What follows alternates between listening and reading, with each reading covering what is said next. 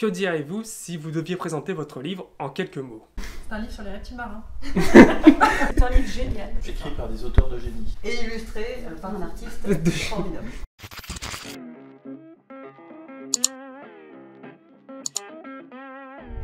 Bonjour à toutes et à tous, on se retrouve aujourd'hui pour une vidéo qui sera à la fois la présentation d'un livre et une interview.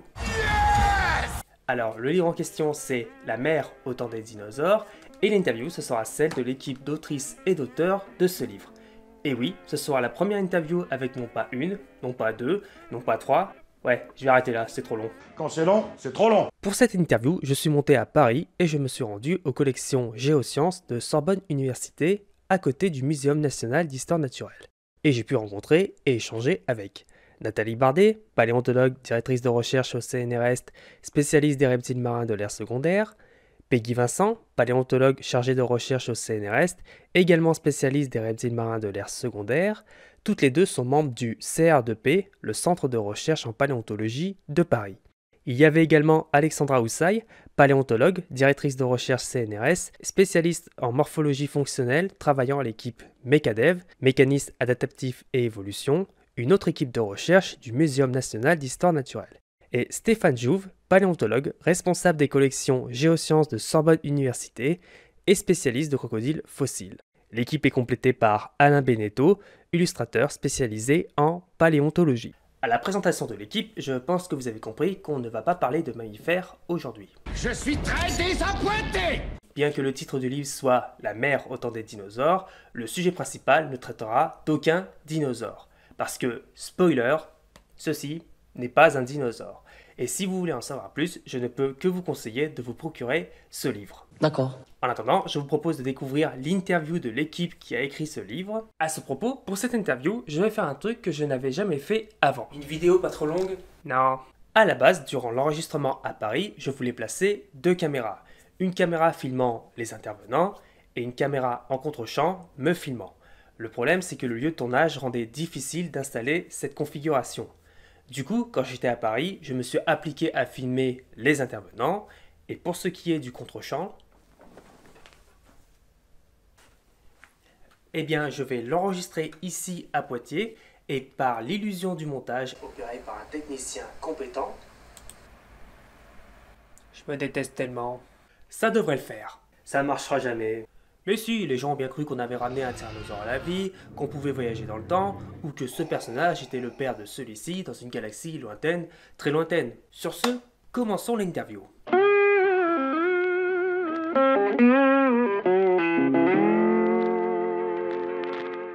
Ça me rappelle quelque chose, je vois pas de quoi tu parles. Question numéro 1. Comment le projet a été initié? Alors, il y a quelques années, Peggy et moi, nous travaillions sur un film qui s'appelait Ossanosaurus. Et de fil en aiguille, on s'est dit qu'on pouvait faire un film sur les reptiles marins. Voilà comment l'idée a germé dans nos petites têtes. Et ensuite, eh bien, on s'est dit qu'on n'allait pas faire ça toutes les deux, mais qu'on allait aussi s'adjoindre la collaboration de deux autres collègues. Voilà comment l'idée a commencé. En fait, c'est nous qui sommes allés voir Desmarchais Belin et, pour leur proposer le projet. Et à ma grande surprise, l'éditeur a accepté directement. C'était une collection où vous avez déjà d'autres auteurs du même genre, voilà. Des bouquins un peu sur des thématiques différentes, mais aussi de la paléontologie ou de l'évolution. C'est vrai que ça reste dans la même lignée. Maintenant, c'est de la vulgarisation. Donc, il y a plein d'auteurs. Il y a Gilles Cuny aussi qui en a fait un sur les requins. Les formats étaient assez proches.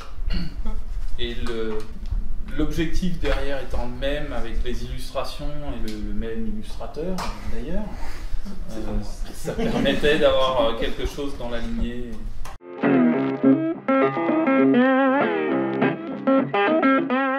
Alors, même si ce n'est pas le sujet du livre, son titre mentionne le terme dinosaure, très répandu dans l'imaginaire quand on parle de paléontologie.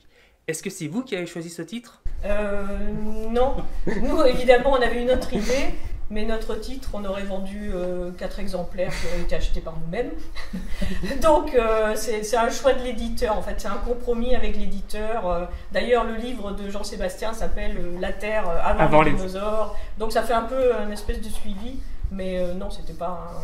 Justement, nos reptiles sont tous des dinosaures.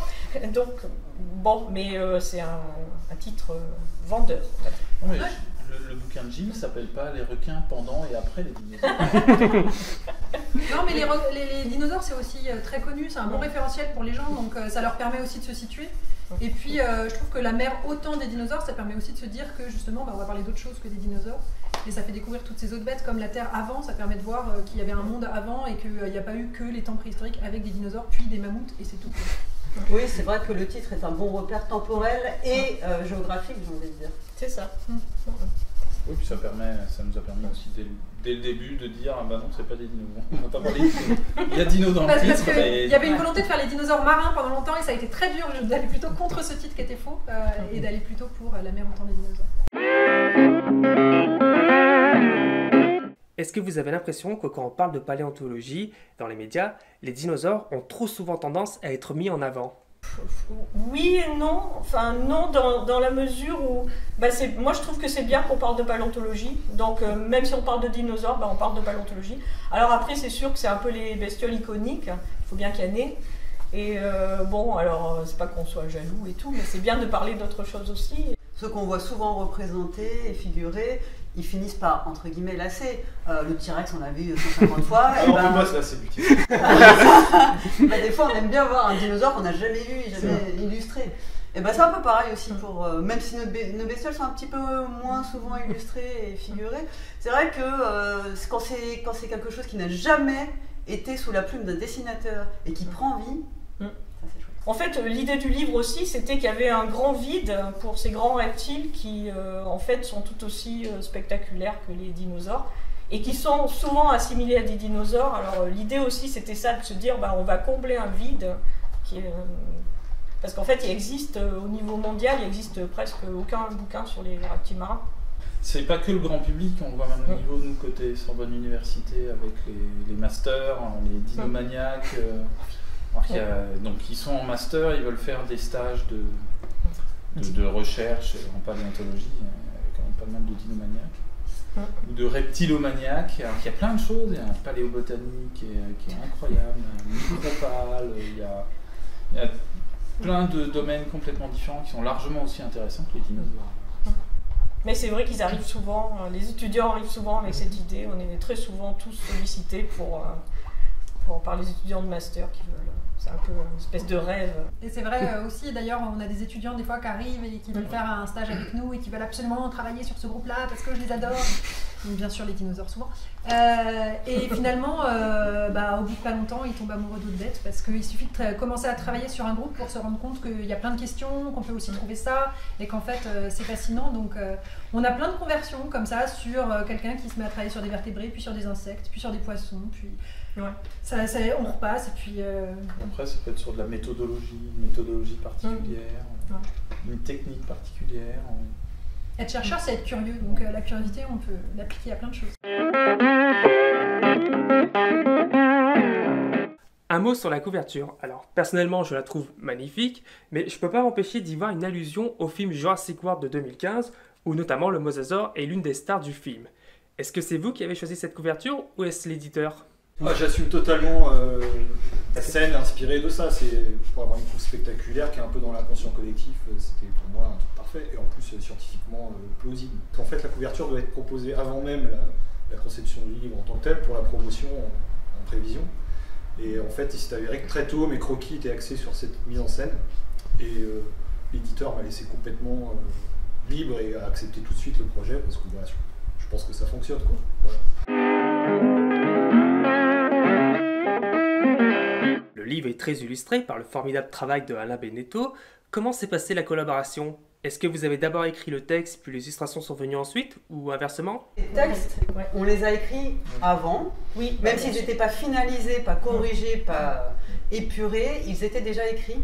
Et Alain s'est basé sur nos textes et les a lus et les a appréciés, j'imagine, avant de proposer, lui, des illustrations et éventuellement aussi de répondre à nos envies d'illustration à certains moments. J'ai abordé chaque chapitre l'un après l'autre, chaque illustration l'une après l'autre.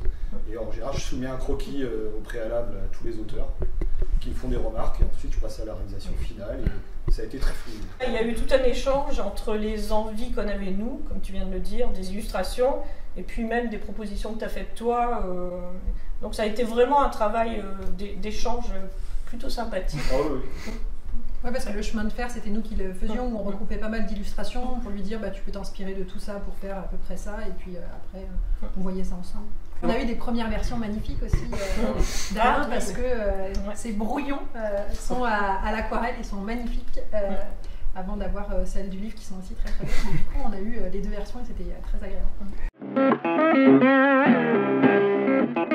Comment avez-vous choisi et construit le plan du livre? Le plan, on l'a discuté il y a longtemps, tout à fait au début, et en fait on a cogité vraiment comment organiser les parties et tout.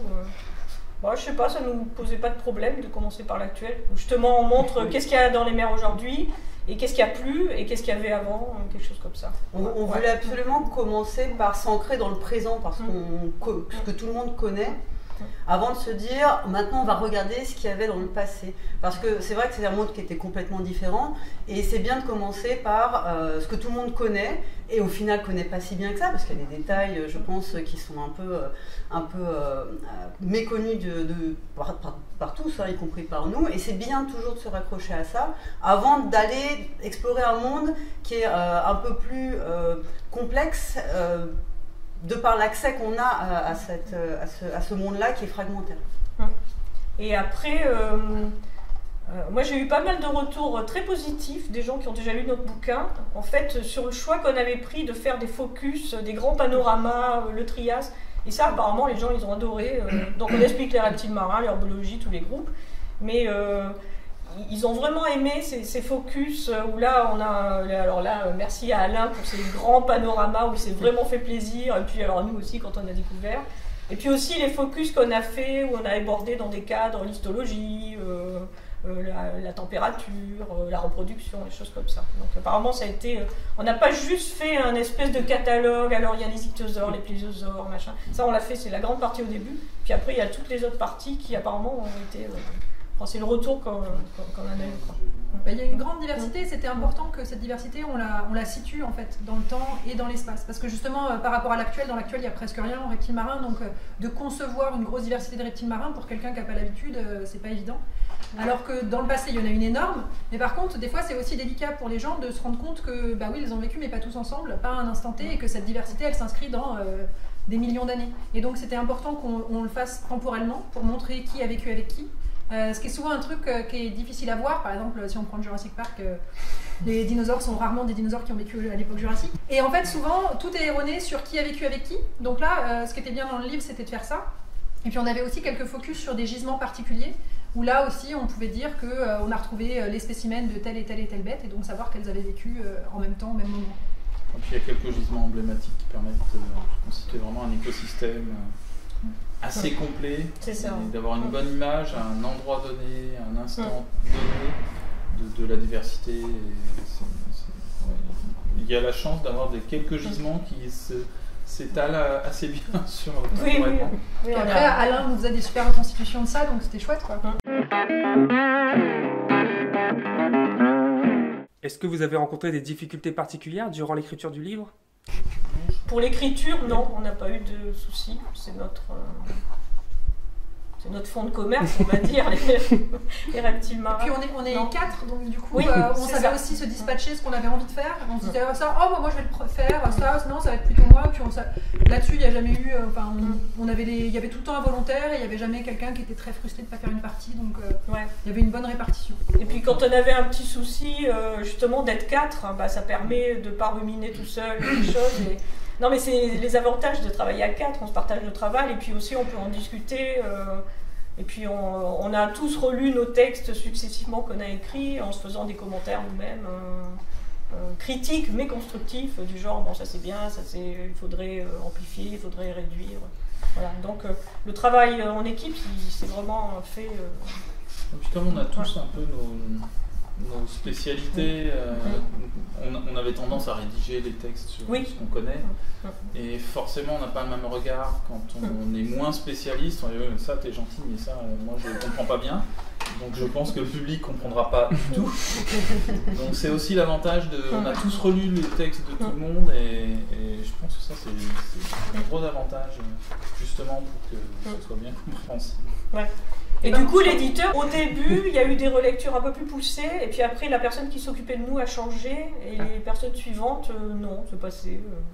Le fond de notre texte, a été accepté. Moi, je sais que, de toute façon, quand je vois le livre aujourd'hui, il y a plein de passages, en plus, ça s'est étalé sur des années, ce qui fait que, moi, il y a plein de passages, je ne sais pas qui les a écrits, je ne sais même pas reconnaître lesquels j'ai écrits moi-même, en fait. En plus, on est tous passés dessus, donc on a beaucoup travaillé. En fait, on les a tous autant lus, que ce soit les nôtres ou ceux des autres, et moi, je ne sais plus retrouver les parties, quoi, vraiment. Ouais.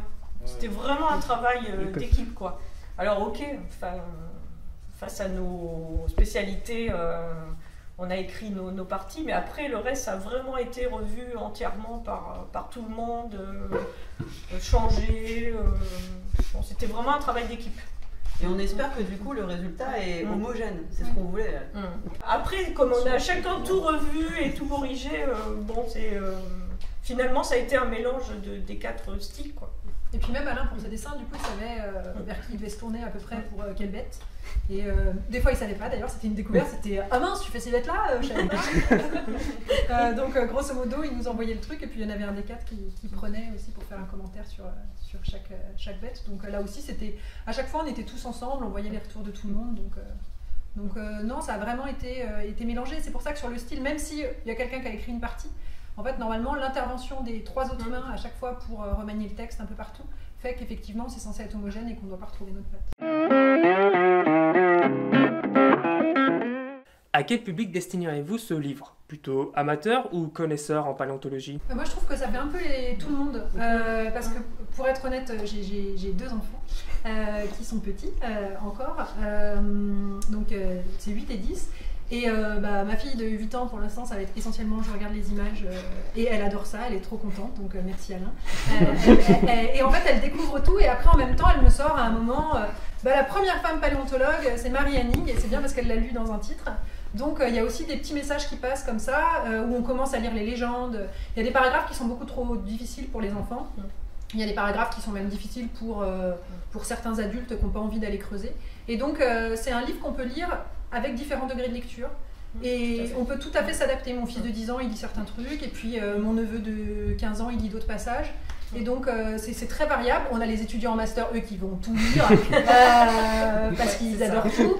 Et puis il y en a qui... Donc, il y a vraiment différents degrés selon ce qu'on a envie d'y trouver. Et c'est vrai qu'il faut ne pas s'imposer une lecture de A à Z du livre, parce que c'est pas forcément hyper agréable, sauf pour quelqu'un qui adore et qui est complètement passionné de ça. Mais sinon, il faut y venir y piocher tout ce qu'on a envie d'y piocher, et les illustrations aident aussi à guider ses choix. C'était aussi pour ça qu'on avait fait des spots un petit peu partout, des choses un peu dispersées, pour que le lecteur, s'il a envie, il ouvre, et puis il feuillete et il tombe sur quelque chose. Tiens, ça m'intéresse.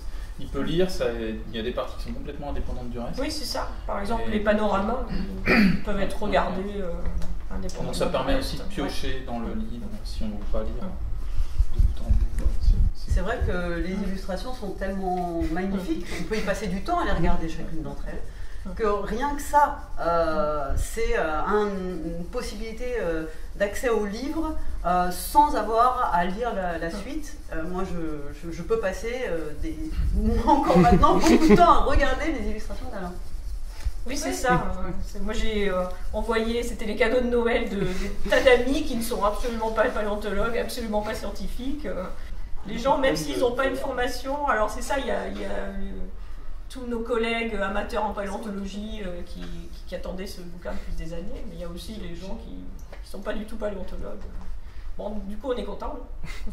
Et puis oui, au travers des illustrations, on se rend compte aussi de cette diversité. Et ça, c'est un message qui est quand même super important pour le livre, c'est de se rendre compte de cette diversité de formes. C'est pas, il y a eu 3 bêtes dans le registre fossile, il y a vraiment une grosse diversité, on la voit au travers des dessins. Donc même de se passer souvent les illustrations, de les tourner, je vois pour les enfants ou pour les adultes, ça permet d'avoir accès à ce monde qui est complètement inconnu quand même, parce qu'on ne les voit jamais à l'écran, sauf si maintenant il y a un mosasaure dans le film. Mais à part ça, on ne les voit pas. Et donc je trouvais ça très enrichissant, même si on ne peut pas rentrer dans tous les textes. Dans le livre, vous ne parlez pas que des animaux ayant vécu au temps des dinosaures, vous y parlez également de certaines figures historiques de la paléontologie, notamment Marie Hanning, la première femme paléontologue. Mais il y a aussi, par exemple, Georges Cuvier. Pourquoi tenez-vous à parler de ces figures historiques? En fait, nos figures historiques, c'est important. La paléontologie, c'est pas juste aujourd'hui ce qu'on fait maintenant, c'est ce qu'ont fait tous nos pionniers. Donc ça nous semblait important. Bon, on a choisi, on aurait pu prendre plusieurs figures historiques, mais celle-là était très marquante pour, notamment pour les reptiles marins, parce que Marie Hanning a été, c'est grâce à elle qu'ont été décrits les premiers ichthyosaures et plésiosaures, et Cuvier, c'est lui qui a décrit le premier mosasaure. Donc, bon, les crocodiles. Et puis Marie Hanning a quand même une histoire assez particulière. Voilà.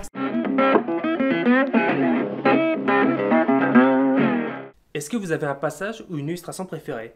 Ou est-ce qu'il y a un passage que vous avez aimé ou détesté écrire? Alors oui, moi c'est un écosystème qui m'était totalement inconnu, donc les eaux anoxiques au fond et les grands crinoïdes qui flottent sur des bois flottés là. Et j'avoue que pour moi c'était totalement extraterrestre. J'avais jamais eu affaire à ce genre de milieu en fait dans tous les bouquins que j'ai fait. Même les requins ou autres, je ne savais pas que ça existait. Et donc ça a été un vrai plaisir de créer quelque chose de complètement réalisme, hein, pour moi complètement fantasmagorique, ces trucs qui flottent, les animaux qui vivent que sur une petite portion de l'océan et en même temps c'est très riche. Enfin, bon, j'ai été assez porté par ces scènes-là, il y en a deux notamment. Mais pour les dessins, moi c'est pareil, j'aimais bien les panoramas. Alors là on a l'impression vraiment d'immerger dans notre monde et de... C'est ça, le rêve du paléontologue qui devient réalité grâce aux mains d'Alain. Voilà. Et avec toute la difficulté du nombre d'espèces à représenter, de ne pas faire un truc qui n'est pas crédible, en fait, de mettre tous ces animaux comme un zoo ensemble, et trouver des interactions entre chaque animal qui puissent être réalistes, quoi. Et je pense à la carcasse de Litsiktis, un énorme gros poisson, qui m'a été inspiré par ce qu'on peut observer autour de baleines, de carcasses de baleines, où c'est frenzy autour, tout le monde vient manger, et en même temps tout le monde se fout la paix, c'est pas trop agressif. Enfin, c'est ce genre de scène du réel qui m'inspire aussi toutes ces scènes du passé. Je peux comprendre que pour une démarche didactique, on fasse une représentation de toutes les espèces sur une scène, mais sans chercher à être réaliste. Même si c'est traité de manière réaliste, c'est pas crédible. Par contre, c'est un moyen didactique de présenter toutes les espèces d'une période. Et c'est plus intéressant, je trouve, de séparer un peu les espèces par écosystèmes, en fait, dans lesquels elles étaient susceptibles de se rencontrer, et de faire des illustrations qui ont un sens presque naturaliste, quoi. C'est plus intéressant. À mon sens.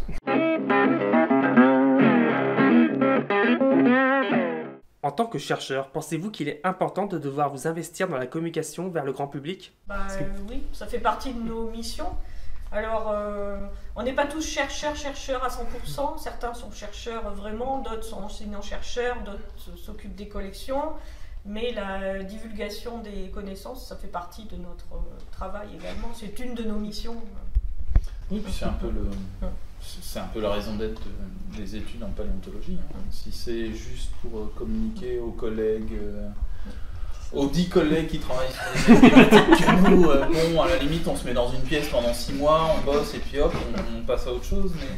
Mais ça fait aussi partie, on a un rôle dans la culture, et la culture scientifique, la paléontologie ayant pas que cet objectif-là, mais c'est pratiquement sa raison d'être. Oui, il y a toujours un moment dans notre vie de chercheur où on a envie de se dire nos connaissances, on va les partager, les faire, voilà. Et le retour qu'on a des gens où ils sont vraiment super enthousiastes avec nos bestioles et tout, on est content. On a tous été un peu mis le pied à l'étrier dans la discipline par un bon livre de Vulga quand on était jeune. Moi, c'est la clé, je fais ça aujourd'hui parce que j'ai eu un très bon livre de Vulga à 7 ans. Voilà. Pour moi, c'est indispensable en fait. Est-ce que vous préférez écrire un livre de vulgarisation ou participer à des événements face au public, comme par exemple la fête de la science? Les fêtes de la science, c'est super parce qu'on a les gens en face. Et en fait, échanger avec les gens de visu, pouvoir avoir leur retour, voir des yeux qui s'agrandissent, qui s'émerveillent, que ce soit des yeux d'enfants ou des yeux d'adultes. Non, ça c'est formidable. Donc c'est toujours super quand on intervient et qu'il y a des gens. Après, on peut être moins à l'aise face caméra ou face radio, surtout quand on n'a pas l'habitude. Mais il faut bien qu'on apprenne aussi parce qu'il ne faut pas que ce soit toujours les mêmes. Il faut montrer qu'il y a aussi une diversité des chercheurs et donc c'est important qu'on le fasse. Mais c'est vrai que les exercices sont complètement différents. Guider une classe dans une exposition ou parler à la radio ou à la télé, ça n'a rien à voir. Et c'est encore complètement différent d'écrire. Ça ne se passe pas sur la même temporalité. Il y a du retour du public ou pas de retour de public direct. C'est des exercices différents. Et en fait, chacun a ses avantages et on y trouve du plaisir dans chaque. Et du coup, il faut alterner.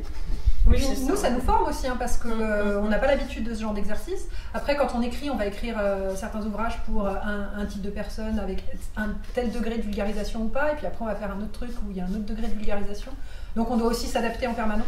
Et c'est sympa ce côté adaptatif qu'on doit avoir dans notre travail et qui rejoint une adaptation dont on parle. Oui, et disons qu'il y a certaines parties de ce travail qui sont plus stressantes que d'autres. Par exemple, être filmé, c'est quand même un peu plus stressant. Là, je parle pour moi. Moi, écrire, ça a toujours été un plaisir. C'est véritable. Ma vie, c'est écrire. Mais par contre, être filmé. Mais on fait des efforts. Voilà. Là, depuis qu'on a sorti notre livre, on a été sollicité plusieurs fois. Et non, mais je m'aperçois que le degré de stress est moindre à chaque fois. Donc, c'est exactement ce que tu viens. C'est le métier qui rentre aussi et de faire des efforts pour que ça soit pas toujours les mêmes qui parlent. Et du coup, c'est pas mal ça. Alors, ça va être la dernière question. Que diriez-vous si vous deviez présenter votre livre en quelques mots? C'est un livre sur les reptiles marins. C'est un livre génial. Non, c'est écrit par des auteurs de génie. Voilà. Et illustré par un artiste formidable. Non, mais c'est un livre qui permet de voir quelle était la vie dans les mers pendant l'ère secondaire, et ce qui est quelque chose qu'on ne connaît pas. Déjà, la vie dans les mers aujourd'hui, on a toujours beaucoup de mal. La vie dans les abysses, par exemple, qui n'est pas connue. Tout ce qui est interaction, tout ce qui est dans la mer, on ne le voit pas. Donc, on a eu beaucoup de documentaires quand on était... les documentaires de Cousteau, par exemple, qui ont fait rêver, qui ont fait découvrir plein de choses sur le milieu marin actuel, mais il est peu connu, et il n'y a quand même pas la même diversité qu'on peut avoir dans ce registre. Donc là, c'était important qu'on montre ça, et je pense que ça permet de voir la vie dans la mer et d'essayer de concevoir les interactions, concevoir qu'est-ce qui peut jouer, qu'est-ce qui peut se passer d'un point de vue évolutif, quelles sont les contraintes. Alors bien évidemment, la vie dans la mer, on n'a pas parlé de tous les groupes, mais là, ça aurait été faire l'encyclopédie du milieu marin, c'était pas le but. Puis c'est pas nos spécialités, donc à nos collègues de se lancer dans... pour parler des invertébrés ou des microfossiles. Je fais pas les invertébrés. Voilà, il y a des microfossiles qui sont magnifiques et tout, mais bon, ça c'était pas notre... Nous on s'est focalisé sur ce qu'on connaît, bien évidemment. Puis c'est plus facile aussi parce que de toute façon, quand c'est quelque chose qu'on connaît pas du tout, si on le diffuse, nous, on le diffusera mal, puisque... parce qu'il y a notre passion qui est à transmettre quand on fait de la vulgarisation, c'est ça qu'on a envie de transmettre, ce qu'on aime. Donc c'est pas qu'on n'aime pas ces bêtes-là, mais on les connaît pas assez pour pouvoir les rendre magiques aux yeux des gens. Après, d'écrire ce livre, c'est quand même une petite fenêtre qui nous fait plonger dans les mers du passé avec un bestiaire qu'on ne connaît pas plus aujourd'hui, et il y a de l'émerveillement, quoi. Quand on regarde les dessins d'Alain, on est juste frappé de ces formes qui n'ont aucun représentant dans la nature actuelle, qui sont complètement farfelues des fois, qu'on aurait eu du mal à imaginer, on a du mal à se projeter, et grâce à Alain, et puis un petit peu grâce à nous, à nos textes, on arrive à vraiment plonger dans ce monde du passé, quoi. Moi, sans votre travail de terrain, je peux rien faire. Je peux pas les inventer. Oui. Il faut bien qu'on explique qui vit comment, que fait la bête, elle mange quoi, elle se déplace comment, parce que c'est quand même important de savoir aussi comment ça pouvait bouger, tout ça. Donc on a essayé de renseigner sur différents genres, différents aspects biologiques, géologiques, de bien mêler ça, parce que la paléontologie c'est justement à cheval entre la biologie et la géologie. Et là on a essayé de lier toutes nos thématiques de recherche pour que ce soit assez complet sur ces différents niveaux. Thank you.